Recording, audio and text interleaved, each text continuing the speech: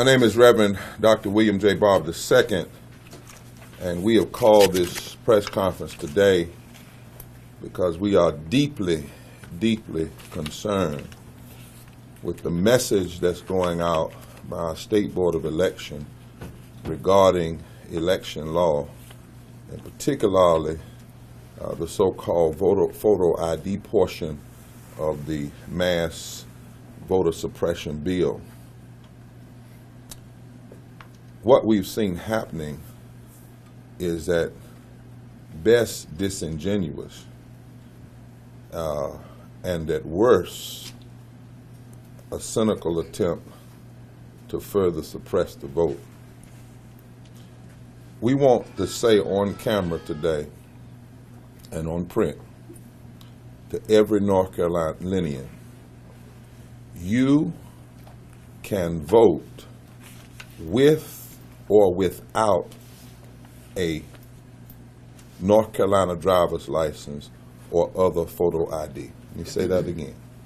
According to the law, you can vote with or without a North Carolina driver's license or other photo ID. Now, I'll explain how that works, but again, you can vote with or without an ID.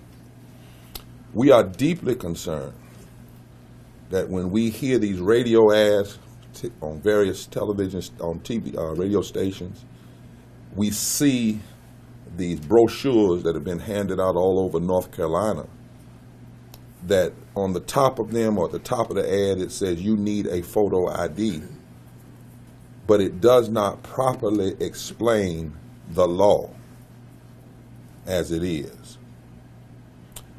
Voting is the one time that we're all equal. Whether you're young or old, rich or poor, black, white, Latino, or Asian, when we vote, we all have the same say. And for the NAACP, we want everybody to vote that's eligible. We don't want anybody suppressed, whether they agree with our positions or not. And that's why we're calling on all eligible voters in North Carolina to make their voices heard beginning at this new primary date in March, with or without a photo ID. I cannot overemphasize that, and we're deeply concerned as to why the state is not doing so. Because thus far, the state has not provided voters with adequate information to know their rights on election day under HB 386. And we are here today to fill in the blanks.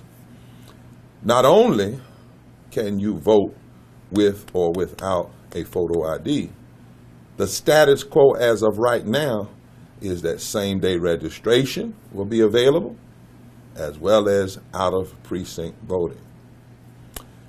The law says if a voter does not possess one of the narrowly defined forms of ID required to vote on election day, they can still cast a ballot.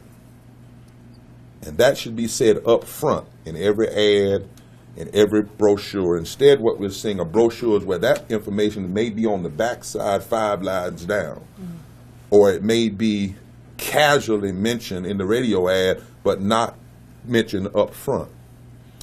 Now, they will be required instead, if you don't have the photo ID, the narrowly defined photo ID, to complete what's called a reasonable impediment declaration. They will then have to provide either an ID with their name and address, or they can give the last 4 digits of their Social Security number and their birth date, which is the same information, I believe, that would be on their registration form when they go to register to vote. And then they will be allowed to vote a provisional ballot, and provisional ballots have to be counted. There's a process for that, but you can vote with or without a photo ID. Reasonable impediment means a specific reason why the voter is unable to attain the required photo ID to vote, and under the law, it must be interpreted broadly in the voter's favor. And I know when I went, for instance, to vote in November, election worker said to me, Reverend Barber, you know you will need a photo ID next year. And I said, really? Is that the law? And the poll worker repeated it as though that's what they had been trained in and never mentioned this part of the law, or never said a word about it. And the information about this part of the law was on the back of a wall on a poster, and it was in small print down at the bottom.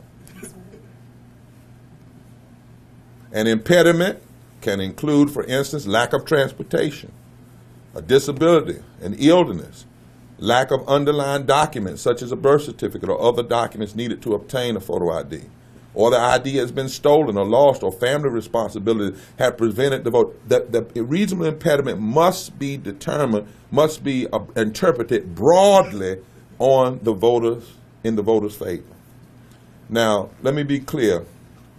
From our start to challenge North Carolina's monstrous voter suppression law, it's not about voting integrity, because there are no facts that undergirded the need for these laws that they passed, and they only did them after the Shelby case, because they know if we still had active Section 5, they would not have been to implement many of these laws.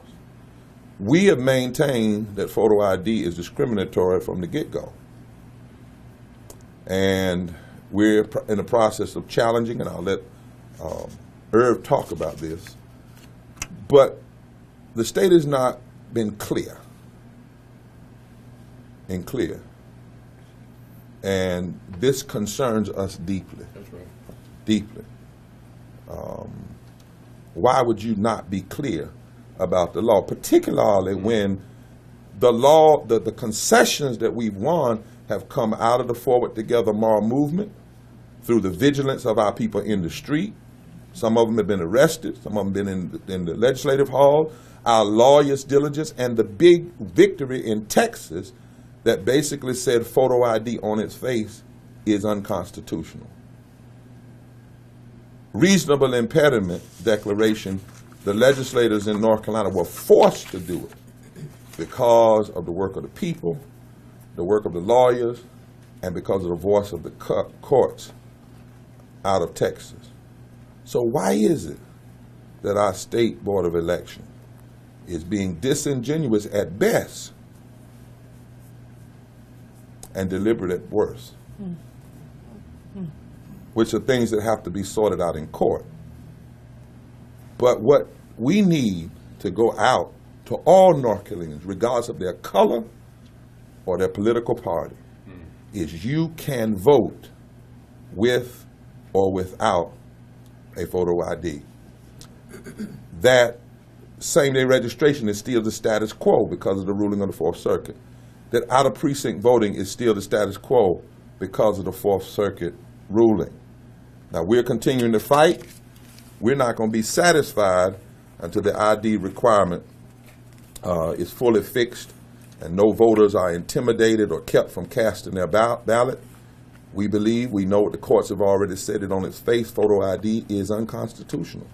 And in fact, in North Carolina, it's interesting that they now say you have to sign this reasonable impediment. That's what we had before, what's called a signature attestation, and that's what we should have stayed with. It was the best law. It was working. There was no fraud. It was a compromise between Republicans and Democrats where you signed your name, and if you lied, you received a 5-year felony. And there was no history or facts or empirical data saying that people were voting and risking a 5-year felony for lying about who they were. All of this is unnecessary. But what is worse is when the people win and the courts win and the lawyers win, that instead of giving clarity about what the law really says, we have these clouded, unclear messaging that's going out over the radio, printed on the back of these so-called brochures, and poll workers that don't even give the right information, at least in my incident and reports we're hearing from other places.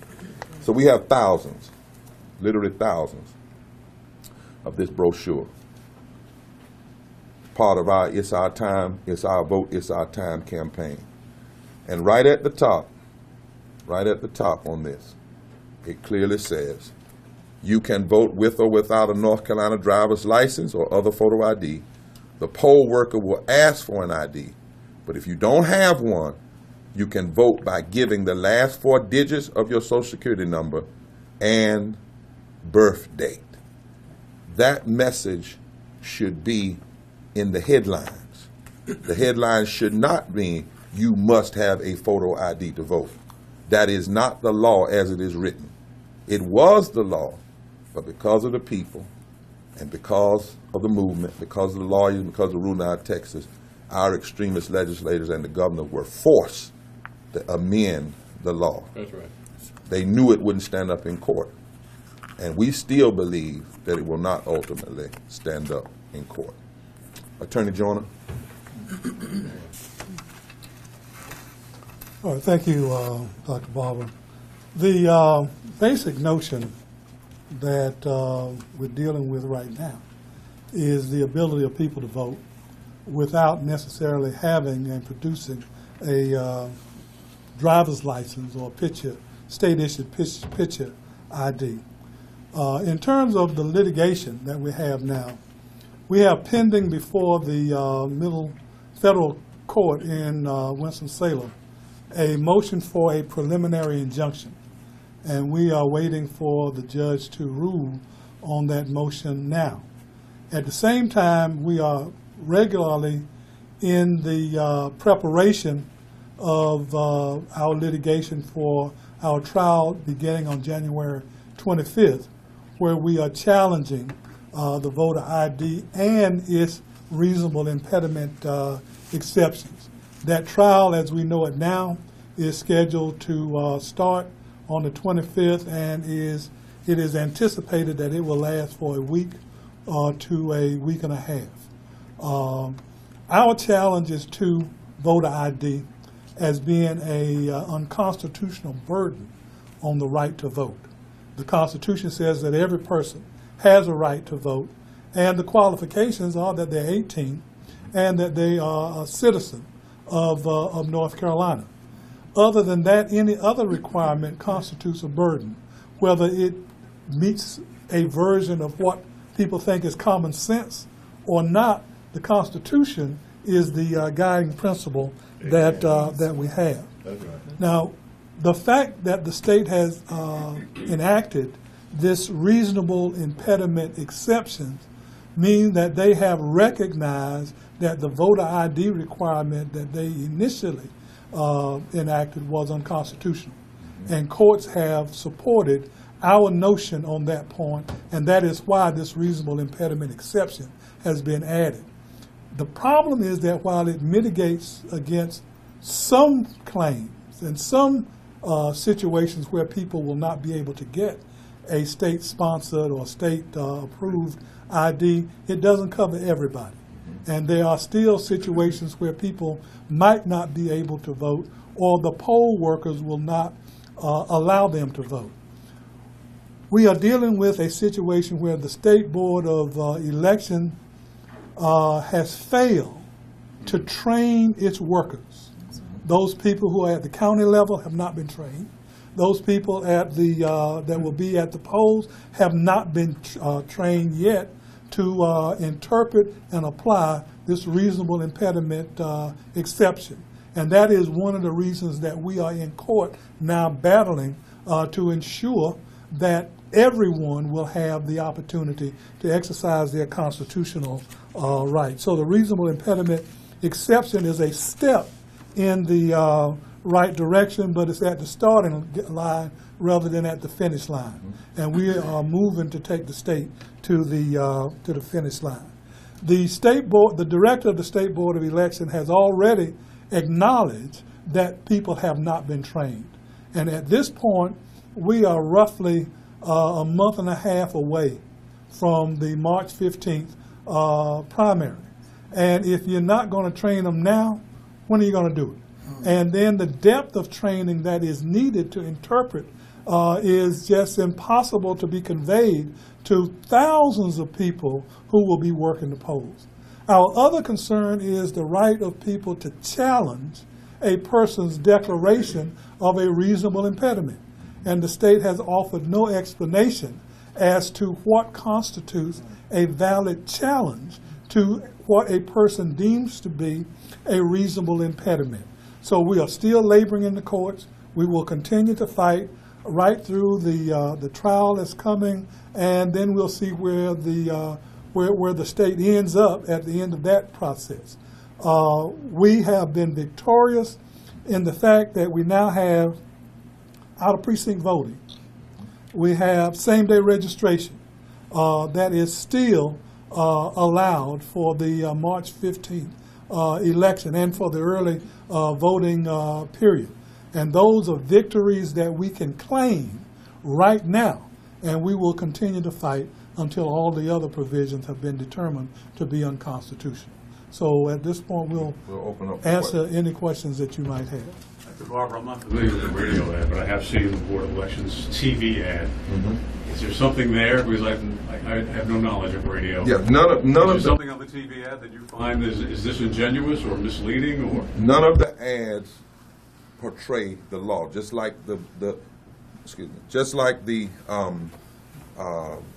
poll workers have not been properly trained through these ads, i.e. TV, the brochures, radio. Voters are being mistrained or misled. Whatever the reason is, they are not saying clearly you can vote with or without a photo ID.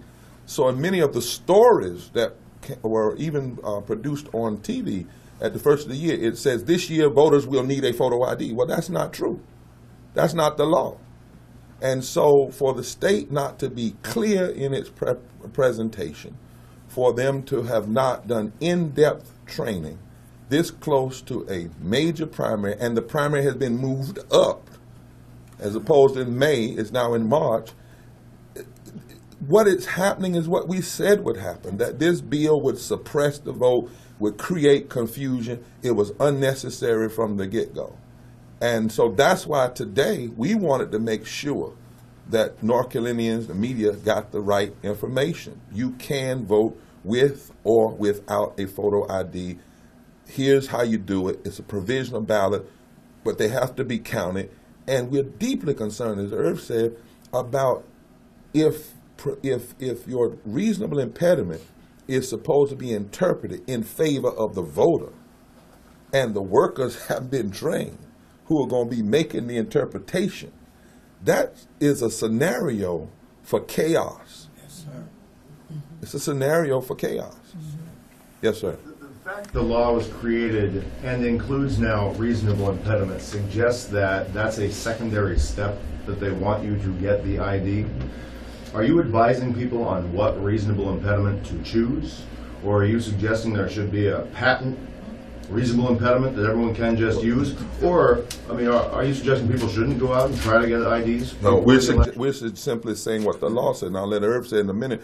See, that you just raised the very confusion that they have caused. They passed a law that was unconstitutional from the start. We told them, we said that. It was worst law, worse than South Carolina, worse than Alabama. Then the Texas court rules. Our people are pushing. The lawyers are in the courts. And then they had to change their own law because they knew it was unconstitutional. And what they have done is created all this confusion. What is the interpretation of reasonable impediment? So, but clearly, the one message they should be saying to everybody is you can vote with or without a photo ID. The issue is not whether or not somebody goes or we tell them not to go. We're simply repeating the law. And the law says you can vote with or without a photo ID. If you don't have it for whatever reasons, for whatever reason, impediment reason, show up with your last four of your Social Security and your birth date, and you can cast a ballot. If you have a reasonable impediment. Well, right? Yeah, well, a reasonable impediment is any reason that a person has for not getting the state-sponsored ID. And in terms of the broad interpretation, the poll worker is obligated to accept that reason as long as it's not nonsensical. So any reason that you have, if the baby didn't have a new pair of shoes and that prevented you from getting a state-sponsored ID, then that is a reasonable impediment. There is no standard reasonable impediment as the law is written and as the state board has interpreted it to us. The problem is that people out in the communities don't know that. Don't know that. No one is telling them that. And the only message that has come from the state board is that you have to have a state-sponsored voter ID in order to vote. And putting that in little small language at the end of a trailer isn't sufficient to cure the problem. You need a major educational effort in light of the past 2 years that the Board of Elections has been telling people that you need a voter ID. In the municipal elections that were just conducted in November, people were asked then, do you have a voter ID? If you don't, you need to have one before you vote in March. Even at that time, the state had already enacted this reasonable impediment and did not tell these voters that if you have a reason for not getting an ID, you can still vote. All you have to do is show up. And yes, we are going out and we are mobilizing people and telling them wherever they are to go to the polls, whether they have voter ID, a picture voter ID or not, and demand their right to vote. And we'll have people at the polls to make sure that we investigate any effort by poll workers to keep them from voting. And John, you can vote, but that necessarily mean that it will be counted. Well, it's supposed to be counted. It's a provisional ballot, and if the person signs the reasonable impediment declaration, then that is to signify that that provisional vote will be counted in the election. Now, there is a provision about a challenge that is very confusing. We don't know exactly what that means. We are pressing the state now to come up with some clarification on that point. But as soon as they vote, if they have a reasonable impediment declaration signed, then that vote should count, and we're going to be following up to make sure that that is the case. And John, and one of the things that I'm glad you all are raising these kinds of questions, because what we have to remember is, when was this country founded? 1776? Now, if you take 1776 to 2015, you didn't need photo ID. The law of the land was, and for North Carolina it wasn't that long, but I mean, at the best you had was signature attestation. Now, all of a sudden, as Herb said, folk want to bypass the Constitution, where the Constitution gives clear who can vote, come up with all of these restrictions. We know that all these laws have primarily happened in places where you've had heavy African-American turnout and heavy Latino turnout, and especially where you've had fusion movements going on. So we get questions asked as though photo ID has been something around, when in fact you could potentially have people who have voted in many elections prior to this year. And so they would not be allowed, particularly under the first photo ID. They knew they were losing. The streets were telling them they were losing.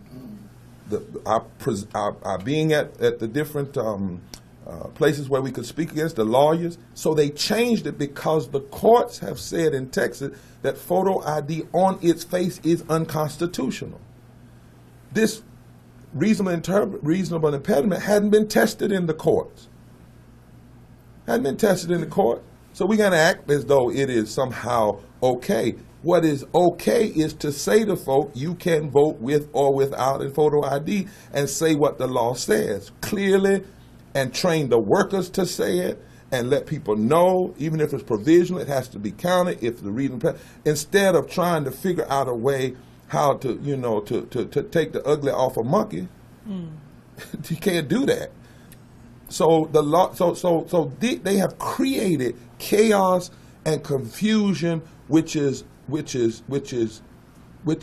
so wrong in a democracy, where the first goal should be, and I never will forget, the question that the federal judge asked when we were in court the first time over the same day registrar. He sat back in his chair after hours of testimony from South Carolina with gray hair and asked this question that the media and everybody should ask.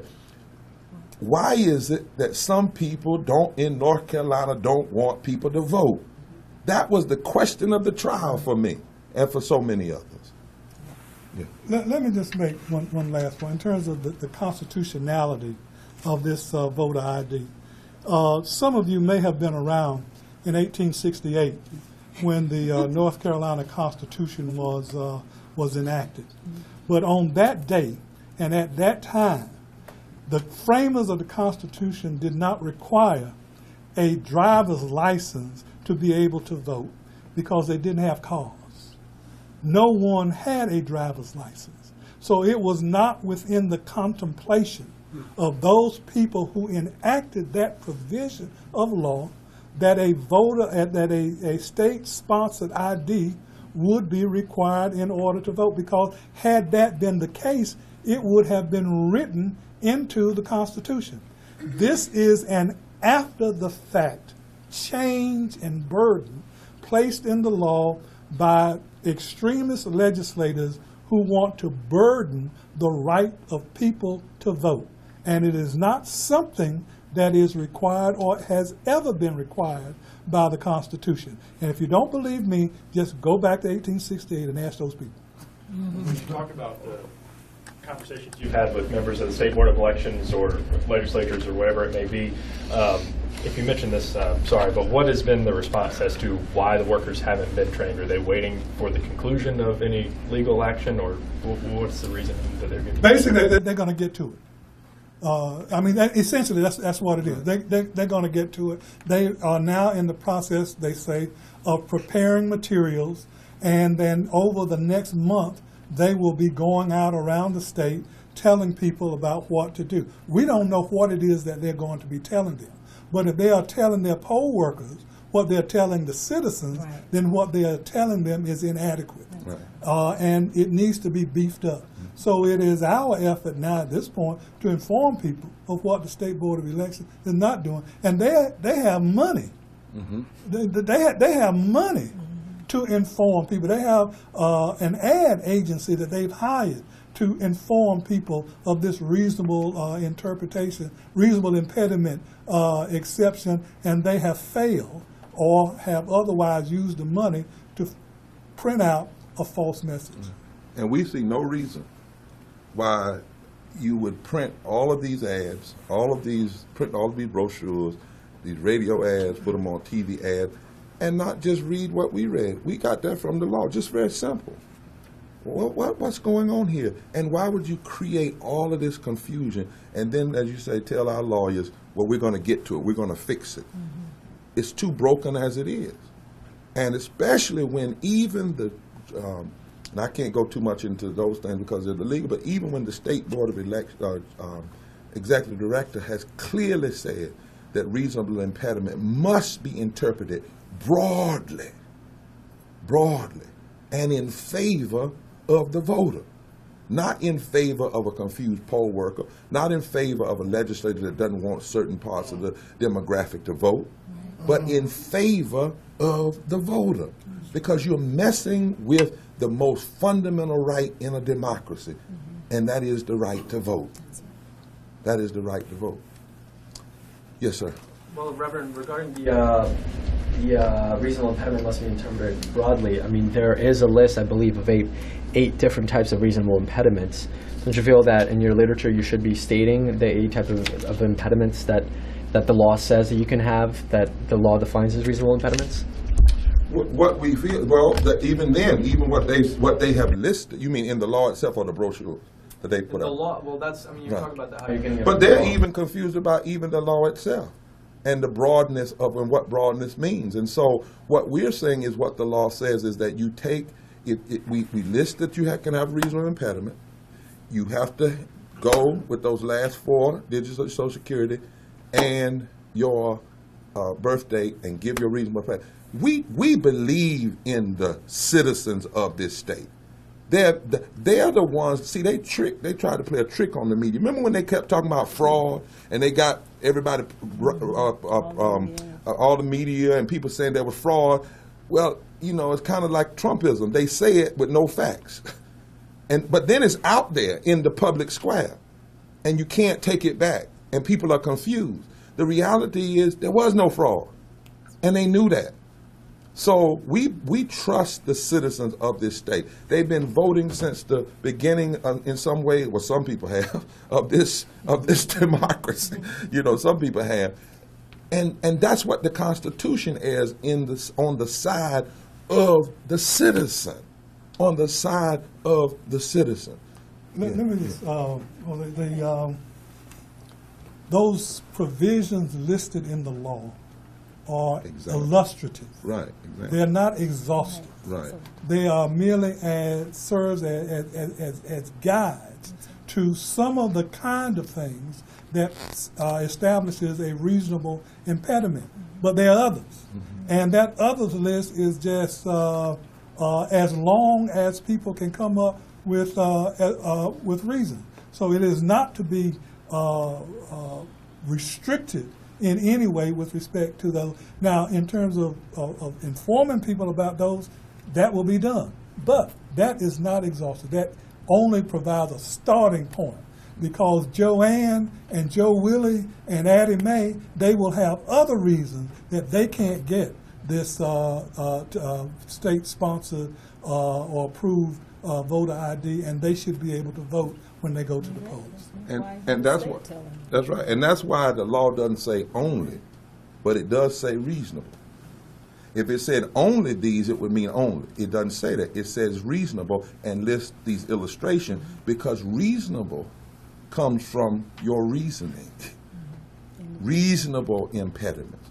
And remember, they put this in there in a rush in the last minute, after the Texas decision, after our lawyers were hammering them in deposition, and after people were in the street. This was an attempt to try to fix something that was wrong and flawed and unconstitutional from its inception. That's what they're trying to do. And now they have this confusion. So we want the message to get out. You can vote with or without a photo ID. And then the reasonable provision, take your 4 digits if you don't, and your birth date.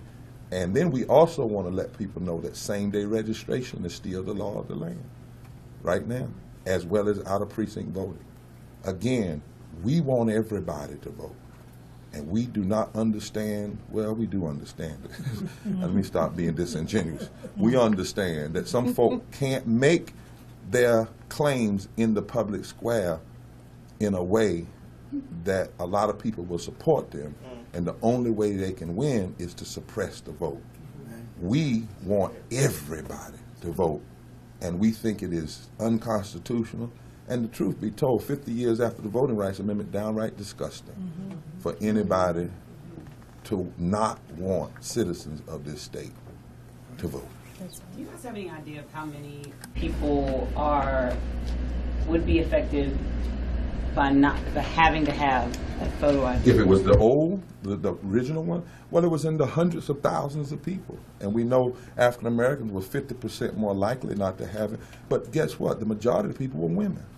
I mean, one of our plaintiffs under the first law is a over 90-year-old African American woman who had to memorize the Constitution, the preamble, and read it, and had the Klan burn crosses in her house and register over 5,000 people to vote, Ms. Rosanelle Eaton, and she would have not qualified under.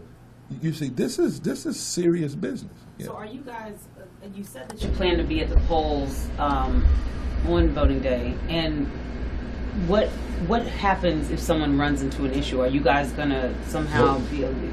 We will have poll monitors at the polls. We will have people telling people what the law said. We will be documenting. Remember, we are in court, and when these kinds of things happen, like what happened to me, when a poll worker tells me you need a photo ID, and I say, is that all you have to say? And they say yes, and I know, well, that becomes evidence. I can't go any further than that because we're in trial. So the lawyers, we can't talk about all we're going to do. But just let's say, but know this, we're going to be vigilant in getting the truth out there. We're going to be vigilant in monitoring the polls. We're going to be vigilant in fighting in the courts. And we believe that our vigilance is ultimately going to pay off in victory. For those who don't have an ID, what's a reasonable amount of time to get an ID? That's not going on for a while. Right, but the law doesn't say anything about a reasonable time. It says reasonable impediment. See, and what we refuse to do is answer their questions. What we're saying is, number one, you shouldn't have to have one. We had signature attestation. We had the best law. Remember, it was Mickey Mishaw, Democrat, and Berger that passed that. And North Carolina had the 4th highest per capita increase in voting between what we had, same-day registration, and early vote. So we were on the rise. Folk that want to stop the voting or suppress it came up with all this. And this is what they want us to do, answer all these other questions about what's the reasonable time for the ID. The law, you can vote with or without a photo ID. This is how you do it. That's the law. That's the only thing we should be dealing with. Let me just add. There are people who are unable to ever get a state-approved picture ID because of their situation, because of their condition, any number of different things. There are people in our communities who are unable to get that. And the inability to get a state-approved voter ID will permanently bar them from being able to vote. And that's why we are opposed to this voter ID requirement. Now, for those people who have a state-sponsored ID, it is an easy thing. It is common sense and everyday logic that they will have it. But there are literally thousands of people, unlike many of you who have a regular paycheck and you go to the bank to cash and put those checks in your account. There are people who are literally unable to get a state-sponsored voter ID. And there are others who are unable to get it without going through a whole lot of changes, encountering a whole lot of problems. Those are all burdens on the right to vote. And that's all we say. So how long does it take? We don't care. If they can't get it, they should be able to vote. And all they have to do is show up at the poll and say, I could not get it for whatever reason, and that should be sufficient for them to vote. And that's what's covered under this reasonable impediment exception. What would some of those reasons be? Remember this. Last question. Burdens. Right. You cannot burden people in the right. We've been down that road. You couldn't read. Your granddaddy was a slave or wasn't a slave. Can you recite the Constitution backwards? All that's the poll tax. Now you want to force somebody to have to go and they have to go here and spend money here. You are infringing on a fundamental right that you get with birth by merely being born in this country, 18 years or older. So we shouldn't be having to answer those kinds of questions. The report should be what the law says and that we're still fighting, because anybody that attempts to burden people intentionally, the Constitution says you have no right to deny or abridge. Abridgment is unconstitutional. Abridgment is when you create obstacles or hindrances of any kind for persons to be able to exercise their right to vote. And they lied as the basis. They call it the voter integrity law, saying they're bringing back integrity. The vote was already had integrity because Tom Tillis went on MSNBC, pulled the tape, and admitted under questioning that the law was not passed because there was fraud. He admitted that on record.